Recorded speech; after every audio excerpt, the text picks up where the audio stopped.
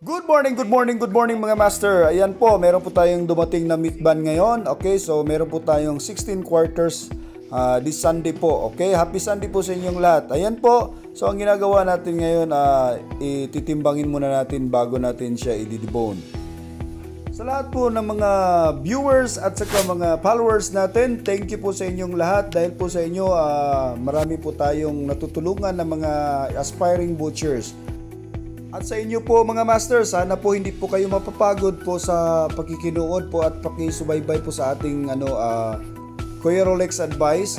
Sana po tuloy-tuloy lang po tayo kasi po ito po yung ginagawa kong mission po ito para sa mga gusto pong mag-abroad. At para naman din sa akin, ayaw ko din mapapagod na gumawa ng mga videos more about deboning sa beef at saka pork dahil po ito ay marami po akong natutulungan. Kahit nasa abroad na po ako sa Australia, sana po din tuloy-tuloy lang po tayo mga master. Okay, so ayan po mga master, naka-display na po lahat ng mga hind quarter natin at saka fore quarter.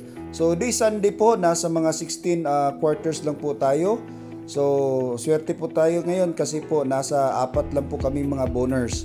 So ayan mga master, okay, tutulungan natin yung mga Filipino workers na gusto talagang mag-abroad, lalo na po sa mga deboners, okay, slaughterer at saka mga butchers na gusto pong mag-abroad sa Australia. So mga master, salamat po sa inyong lahat sa tulong niyo po at saka pagsubaybay niyo po sa Kuya Rolex Advice page.